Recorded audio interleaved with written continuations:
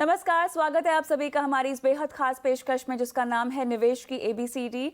हफ्ते में एक बार ये पेशकश लेके आते हैं जहां पर बाजार के दिग्गजों से आपका राब्ता कराते हैं, आपको मिलवाते हैं उनसे और ना सिर्फ उनकी बाजार की रीडिंग आपको समझाते हैं बल्कि आपके पोर्टफोलियो में किस तरह की ज़रूरी जानकारियाँ हैं या ऐसी सीख है जो आपके लिए जानना ज़रूरी है, ये आपको बताते हैं। और साथ ही हमारी ये कोशिश होती है कि जो शख्स आपके पैसे संभाल रहे हैं वो अपने पैसे कहाँ निवेश करते हैं, पैसों के साथ उनका रिश्ता कैसा है, ये सब आपको इस शो के ज़रिए बताएं और इन प्रतिनिधियों को थोड़ा सा आपकी निजी ज़िंदगी से आपका राब्ता कराएं। तो चलिए, बेहद खास मेहमान मेरे साथ आज जुड़ गए हैं। Rajeev Thakkar, chief investment officer, director PPFS mutual fund.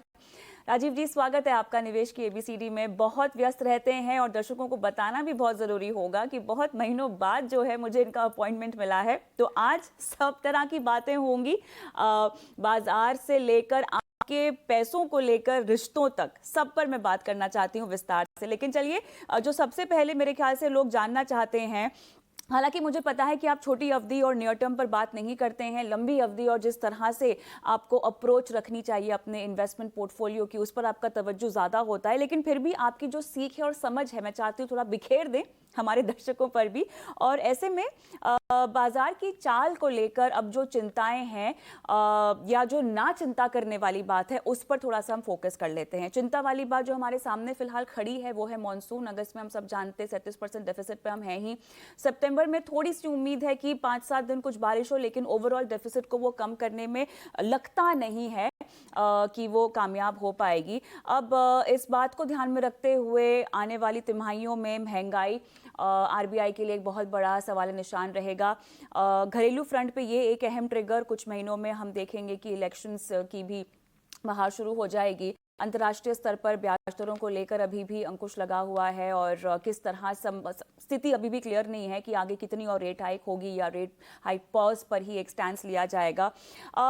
हमने हमारे बाजारों की सितंबर की जो सीरीज है वो अच्छी शुरुआत की है। उसकी जो हमारा डेटा आया, बड़े जीडीपी का आप कह लीजिए, पीएमआई मैन्युफैक्चरिंग कह लीजिए, ऑटो सेल्स कह लीजिए, वो डेटा काफ़ी हद तक एक्सपेक्टेड लाइंस पर आया और अच्छा आया है। अब बाजार में किसी तरह की मायूसी तो नहीं है, लेकिन अगर मैं रेड फ्लैग्स या चिंताएं आपकी समझ के हिसाब से समझना चाहूँ राजीव जी, तो वो क्या हो सकती हैं? तो अगर हम पिछले 5, 10, 15 साल की अवधि देखें, तो ऐसा कोई समय नहीं होगा जब कोई चिंता ना हो। अ, मनुष्य का मन ऐसा है कि कोई ना कोई वजह ढूँढ लेता है चिंता करने के लिए। तो आज हम जब मानसून की चिंता करते हैं, कुछ महीनों में इलेक्शन की चिंता करेंगे, फिर वापस 2024 के मानसून की चिंता करेंगे। तो कुछ ना कुछ वजह होती है चिंता करने के लिए।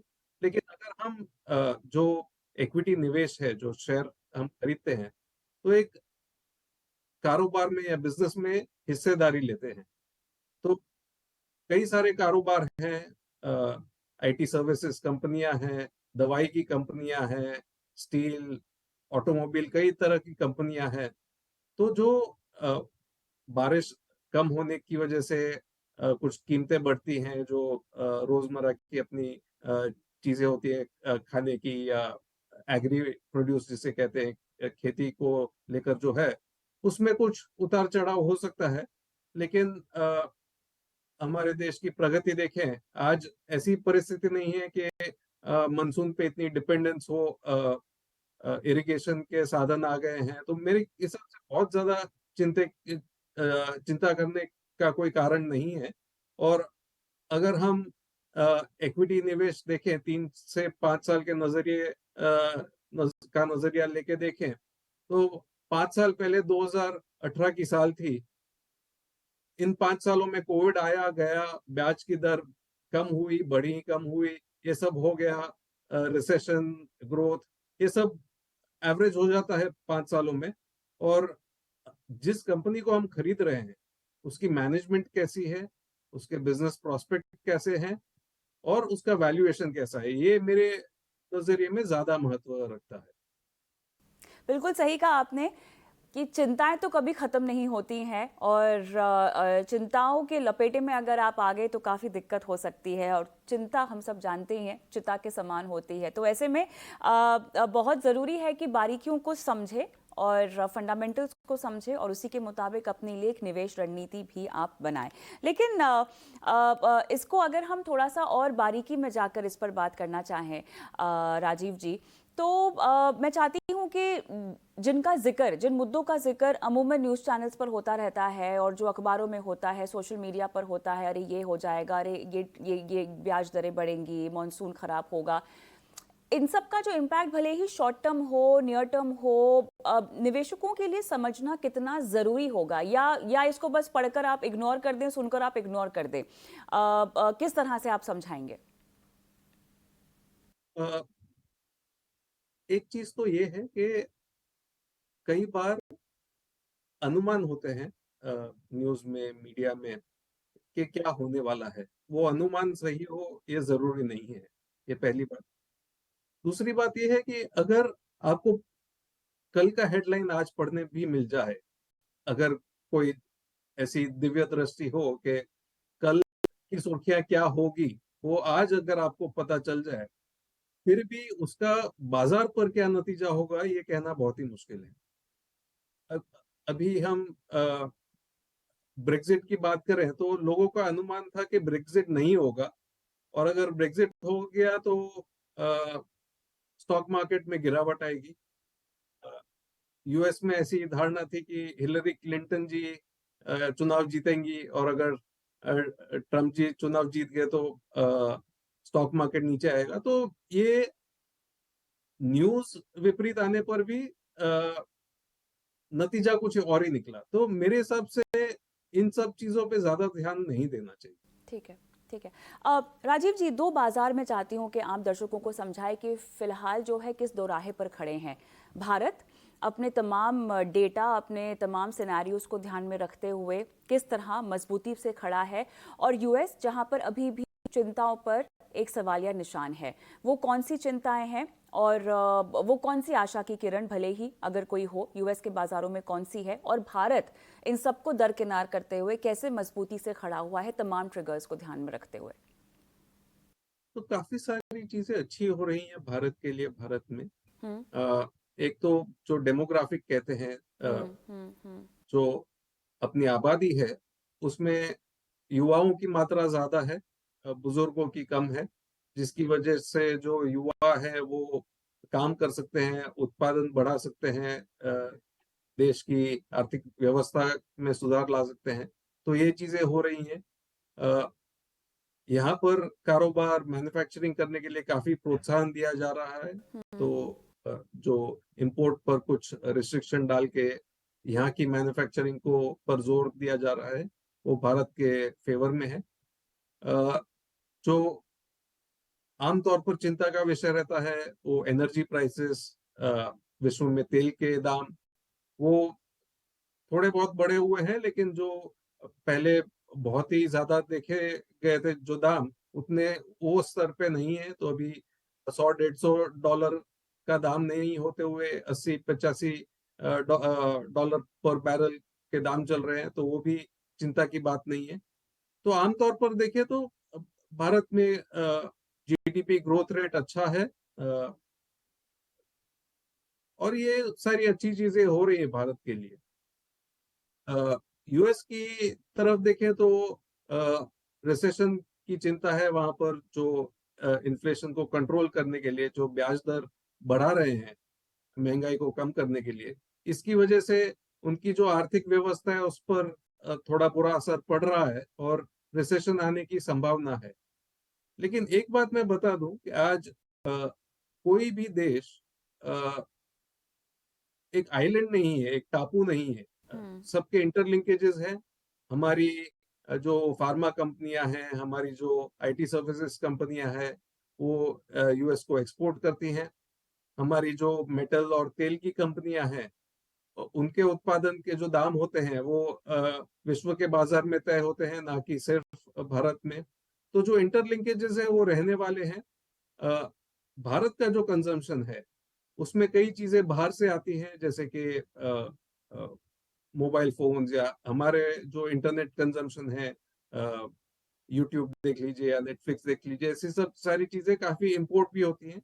तो इंटरलिंकेजेस हैं। ऐसा नहीं है कि एक देश ही अच्छा करेगा और एक देश नीचे जाएगा। ग्लोबल इकोनॉमी अगर अच्छी कर रही है तो भारत भी अच्छा करेगा, और अगर ग्लोबल इकोनॉमी में कुछ चिंता है तो भारत पर भी कुछ कहीं ना कहीं उसका असर दिखाई जरूर पड़ेगा। बिल्कुल। जी, चर्चा को थोड़ा सा अब एक नई दिशा में देना चाहती हूँ, जहाँ पर मुझे जानना है कि आपकी समझ, आपकी निजी समझ निवेश को लेकर या पैसों की अहमियत को लेकर किस उम्र में आई और किस वाक़ये से आई? तो पैसों की अहमियत तो काफी जल्द पता चल जाती है। अगर जी, कुछ भी खरीदना हो तो दुकान में जाओ तो पैसे लगते हैं, तो पैसों बिल्कुल। की अहमियत तो काफी पहले आ गई थी। लेकिन जो एक नजरिया है पैसों को ना सिर्फ एक माध्यम जिससे कुछ चीजें खरीद सके या कुछ एक्सपीरियंस ले सके, ना सिर्फ वो नजरिया रख के, बल्कि फाइनेंशियल फ्रीडम का जो नजरिया है, ये तकरीबन 25-30 साल की उम्र में आई।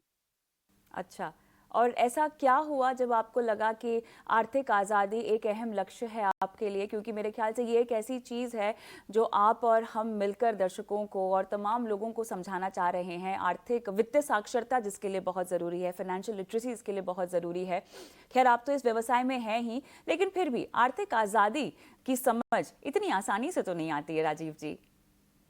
बिल्कुल, कई कई लोगों को उम्र भर नहीं आती। बिल्कुल। तो दो नजरिए हो सकते हैं। एक तो जैसे हमारी आमदनी बढ़े, जैसे सेविंग्स बढ़े, तो हम इच्छा करते हैं कि अभी जो गाड़ी है उससे बेहतर गाड़ी हो, अभी जो घर है उससे बड़ा घर हो या अच्छा घर हो।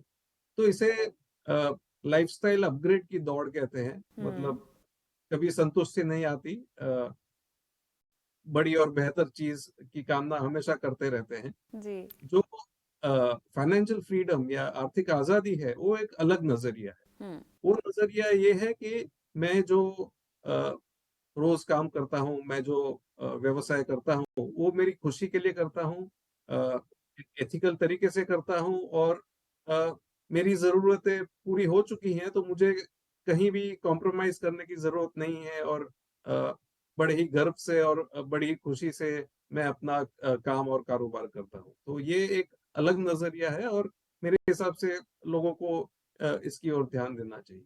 अच्छा, राजीव जी, एक चीज बताइए, कभी ऐसा हुआ है कि बाजार की चिंता को लेकर आपने अपनी रातों की नींद खोई हो? नहीं, रातों की नींद तो आजकल टीवी देखने में होती है, वरना बाजार से नहीं होती। कि बहुत ज़रूरी है, क्योंकि इस तरह के उतार चढ़ाव में जो निवेशक हैं, जो दर्शक हैं, वो अक्सर अपनी रातों की नींद जो है वो गवा देते हैं, क्योंकि नज़रिया भले ही लंबी अवधि का होता है, समझ में आता है, लेकिन जब उसको अमल में लाने की बात होती है ना, तो थोड़ा सा चिंता का विषय बन जाता है बाजार का उतार चढ़ाव। बहरहाल, थोड़ा सा मिड कैप स्मॉल कैप की ओर अब चर्चा को मैं लेकर जाना चाहती हूँ, जिनका आपके पोर्टफोलियो में होना बहुत ज़रूरी है, कमाई के लिहाज से और डाइवर्सिफिकेशन के लिहाज से भी।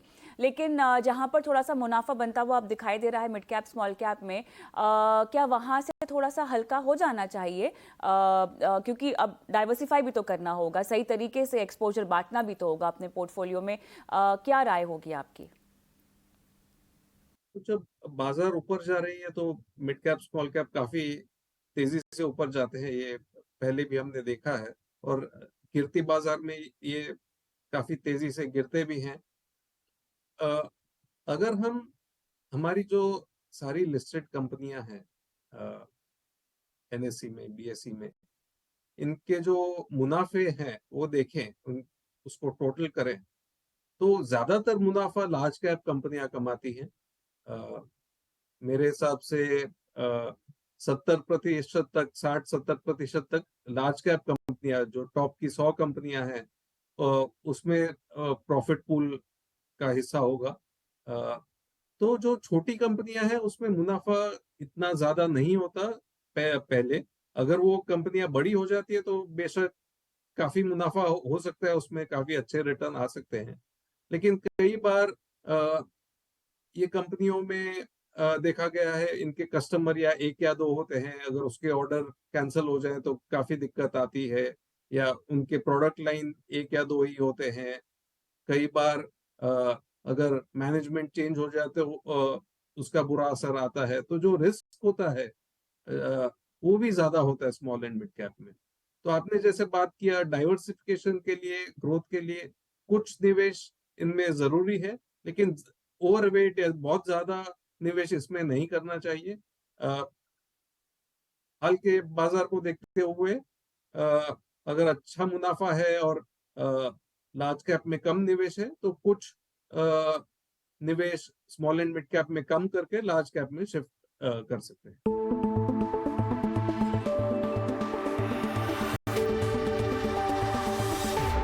बुनियादी तौर पर काफ़ी अहम भी है क्योंकि अक्सर इस तरह के सवाल निवेशकों के जहन में आते हैं। एक ऐसा निवेशक जो कि डायरेक्टली शेयर बाजार में निवेश करता है और एक ऐसा निवेशक जो म्यूचुअल फंड के जरिए निवेश करता है, इन दोनों की कमाई में किस तरह का फर्क, दोनों के जोखिम में किस तरह का फर्क, कहाँ किसको जल्दी फायदा होगा, कहाँ किसको थोड़ा फायदा पहुंचने में देरी होगी, इस तरह के सवाल हमें बहुत आते हैं। क्या जवाब देंगे आप? म्यूचुअल फंड भी शेयर लेते हैं उनके पोर्टफोलियो में। जो डायरेक्ट निवेशक है वो भी शेयर लेता है उसके डीमैट अकाउंट। हम्म। तो दोनों ही एक ही चीज है।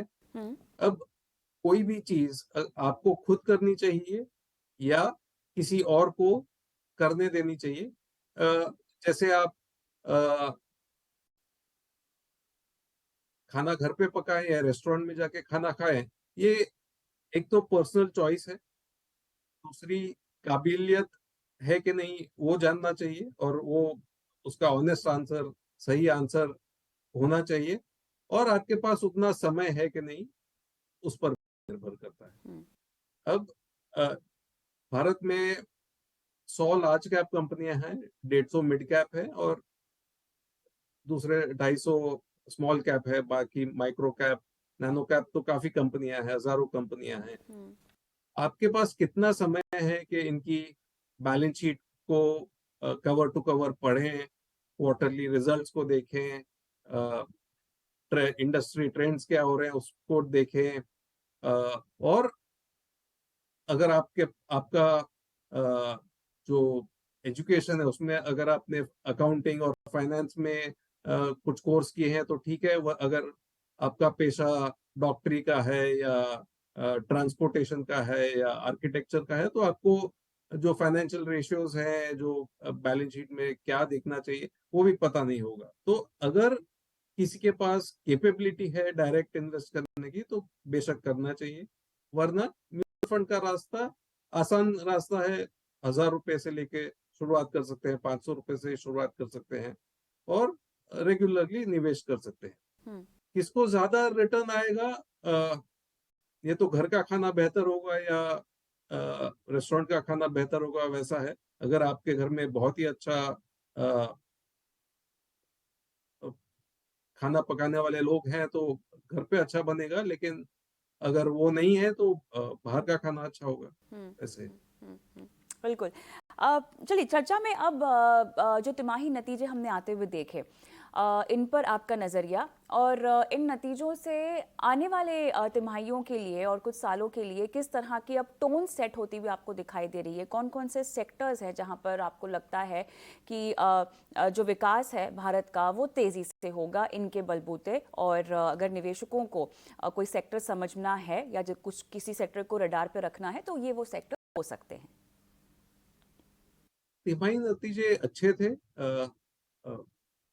सेल्स, या जो टॉप लाइन कहते हैं, या जो कुल आमदनी जो कहते हैं, वो अ, बहुत ज्यादा नहीं बढ़ी, लेकिन जो मुनाफे हैं, जो नेट प्रॉफिट है, उसमें काफी ज्यादा बढ़त आई। तो इसका कारण ये था कि जो इनपुट कॉस्ट हैं, जो कमोडिटी कॉस्ट हैं कंपनियों के, वो कंट्रोल में थे।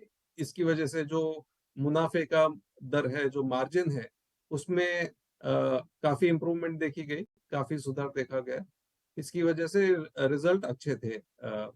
कुछ सेक्टर में थोड़ा दबाव देखने को मिला, जैसे कि कमोडिटी कंपनियां, लेकिन तेल कंपनियों के मुनाफे अच्छे थे, बैंकों के मुनाफे अच्छे थे, तो कुछ सेक्टर में अच्छे परिणाम देखने को मिले।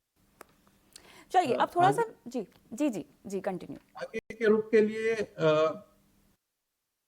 मेरे हिसाब से जो कंजम्पशन की कंपनियां हैं उनके जो वैल्यूएशन रेशियोज हैं वो काफी महंगे हैं। वहां पर थोड़ी सावधानी बरतनी चाहिए।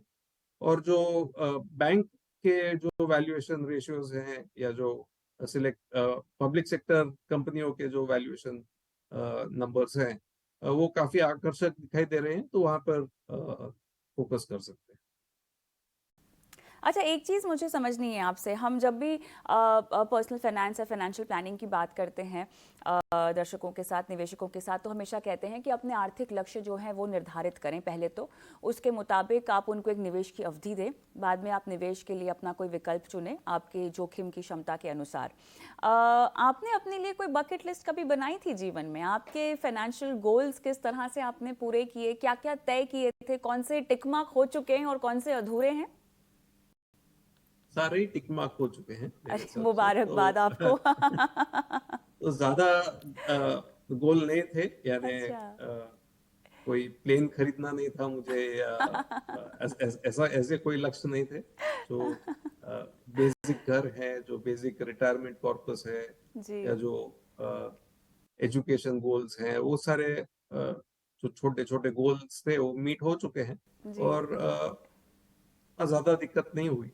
जी, बहुत बढ़िया। मेरे ख्याल से आप अपने आप में काफ़ी प्रेरणा देने वाले हमारे दर्शकों के लिए हैं, क्योंकि आपके सारे ही लक्ष्य टिकमार्क हो चुके हैं और यही मेरे ख्याल से आर्थिक आज़ादी का सही मतलब है, जो शायद शुरुआत में भी आप इसका जिक्र कर रहे थे। एक जो मेरे ख्याल से डिबेट दर्शकों में और निवेशकों में रहती है पैसिव और एक्टिव को लेकर। हम देख रहे हैं कि बहुत सारी एएमसीज भी जो आ रही हैं वो भी एक तरह से पैसिव की ओर अपना रुख जो है वो बढ़ा रही हैं। बीच में बहुत निवेशकों का रुझान हमने देखा था कि पैसिव लार्ज कैप की ओर भी बढ़ा था। अब किस तरह से अपने पोर्टफोलियो में आप पैसिव रणनीति अपनाएं और कहाँ आप एक्टिव फंड मैनेजमेंट की ओर अपना रुझान बढ़ाएं, ये कोई निवेशक कैसे तय करे? कौन से वो बुनियादी सवाल होने चाहिए राजीव जी जो आपको अपने आप से पूछने चाहिए जब आप किसी निवेश विकल्प में पैसिव की ओर जाते हैं या एक्टिव की ओर जाते हैं? तो जो बहुत ही नया निवेशक है, जिसके पास इतना भी समय नहीं है कि वो कभी कभार टीवी चैनल शुरू कर ले और कविता जी जो पाठशाला चलाती है वो सुने, जिसके पास बिल्कुल समय नहीं है या बिल्कुल उतना एफर्ट नहीं करना है, उसे जो पैसिव फंड्स है उसमें निवेश करना चाहिए। तो पैसिव फंड्स ये हैं, निफ्टी का फंड देख लीजिए, सेंसेक्स का फंड देख लीजिए, या जो निफ्टी 500 फंड्स हैं, इसमें निवेश करना है, रेगुलरली करना है अपने प्लान के मुताबिक, एसआईपी के जरिए। तो इसमें ना तो फंड एक्सपेंस ज्यादा है, ना ही कोई मॉनिटरिंग की ज्यादा जरूरत है कि फंड में मैनेजमेंट चेंज हुआ कि नहीं, या किस सेक्टर की बात कर रहे हैं, कौन से मार्केट कैप की बात कर रहे हैं, वो भी जरूरी नहीं होता अगर आप निफ्टी 500 फंड ले लेते हैं या large and mid cap fund में कोई पैसिव फंड ले लेते हैं। तो जो बिल्कुल नया निवेशक है उसके लिए मैं पैसिव फंड ही रेकमेंड करूंगा। अगर किसी के पास इतना कुछ थोड़ा ज्यादा समय है, जो अलग अलग फंड है उनको देखे, उनका पास्ट ट्रैक रिकॉर्ड देखे, उनके कौन मैनेजमेंट टीम है उसको इवेल्युएट करे, तो वो दो तीन चार स्कीम सिलेक्ट करके उसमें निवेश कर सकते हैं। हम्म, हम्म, हम्म। अच्छा, मौजूदा जो समीकरण बन रहा है विदेशी बाजारों का, किसी को अगर डाइवर्सिफाई करना हो अपना पोर्टफोलियो किसी विदेशी बाजार की ओर, तो किसको कैसे पढ़ा जा सकता है? क्या सलाह देंगे आप? क्या गाइडलाइन देंगे अगर आप किसी निवेशक को इस तरह के निवेश में रुचि हो? कविता जी, पूरी खबर है इस सवाल के जवाब में। अ, ये जवाब काफी आसान रहता अगर मैं इसे 1-2 साल पहले आप पूछती मुझे, लेकिन अभी दो चीजें हो गई हैं। एक तो जो हमारा म्यूचुअल फंड का इंडस्ट्री है, उसकी लिमिट पूरी हो चुकी है विदेशी के लिए, तो ज्यादा निवेश हम बाहर नहीं कर सकते। दूसरी चीज ये हुई है कि जो अ, हमारे टैक्स के कानून हैं, हम्म। अ, अभी अ, मेरी दृष्टि से ये अनइंटेंडेड कॉन्सिक्वेंस जिसे कहते हैं, या ये इरादा नहीं था फाइनेंस मिनिस्टर का या टैक्स अथॉरिटीज का कि फॉरेन इक्विटी फंड्स को भी टैक्स कर लें। लेकिन जो टैक्स कानून जो बदला है, बिल्कुल। इसकी वजह से फॉरेन फंड्स में निवेश पर मैक्सिमम टैक्स डाला गया है, और indexation benefit, long term benefit लेना मुमकिन नहीं है अब इसमें। फिर भी अगर किसी को डाइवर्सिफिकेशन करना हो तो जो एक्सचेंज ट्रेडेड फंड्स हैं, हम्म। अ, उसमें निवेश कर सकते हैं। वो अभी भी उपलब्ध है बाजार में। और कुछ फंड हाउसेस ऐसे हैं जिनके पास अभी भी थोड़ी बहुत लिमिट बची हो फॉरेन इन्वेस्टमेंट करने के लिए, तो वो आप अ, पता कर सकते हैं अलग अलग फंड हाउसेस से, और जहां लिमिट खुली हो वहां पर थोड़ा निवेश कर सकते हैं।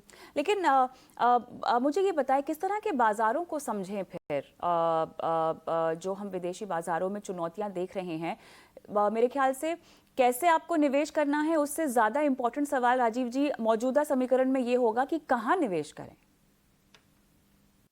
कहाँ मेरे हिसाब से एक बहुत ही अट्रैक्टिव डेस्टिनेशन जो है वो है यूनाइटेड स्टेट्स ऑफ अमेरिका की बाजारों में। जी। अब इसका कारण ये है कि काफी जो नई इनोवेटिव कंपनियां हैं वो ज्यादातर वहीं से आती हैं। कुछ और कंपनियां भी हैं जिनका जिक्र मैं करूंगा, बट लेकिन जो अ, सारी इंटरनेट रिलेटेड कंपनियां हैं, इलेक्ट्रिक कार रिलेटेड कंपनियां हैं, ई कॉमर्स रिलेटेड कंपनियां हैं, या जो कंप्यूटर चिप्स बनाती हैं, मोबाइल फोन बनाती हैं, ये सारी इन क्षेत्रों में काफी अच्छी कंपनियां यूएस में देखने को मिलती हैं। जो इनोवेटर फार्मा कंपनी है वो यूएस और यूरोप में देखने को मिलती हैं। जी। कुछ लग्जरी गुड्स यूरोपियन कंपनियां हैं जो बहुत ही अच्छा अच्छा कारोबार कर रही हैं। हम्म। जब हम कंप्यूटर चिप्स की बात करें तो इनके जो मैन्युफैक्चरर हैं वो ताइवान में हैं। इनके जो इक्विपमेंट सप्लायर है वो यूरोप में है। तो इन देशों में देख सकते हैं, क्योंकि ऐसी कंपनियां भारत में ज्यादातर नहीं देखने को मिलती है। हम्म। तो जो एक्स्ट्रा अपॉर्चुनिटी और जो डाइवर्सिफिकेशन कर सकते हैं इन कंपनियों में, अ, वो देखना चाहिए, और वहां पर निवेश कर सकते हैं। ऑलराइट। बहुत बढ़िया राजीव जी, मेरे सवाल तो ख़त्म नहीं हुए हैं लेकिन हमारे पास समय ख़त्म हो चुका है, तो इस चर्चा को हमें यही समाप्त करना होगा। बहुत बहुत धन्यवाद, आपने समय निकाला, मार्गदर्शन दिया हमारे दर्शकों को, निवेशकों को। और जल्द आपसे फिर से मुलाकात होगी और एक बार फिर से निवेश की भाषा आसान भाषा में समझेंगे आपसे। बहुत बहुत धन्यवाद। शुक्रिया कविता जी। इसी के साथ निवेश की एबीसीडी में मुझे भी इजाज़त दें। नमस्कार।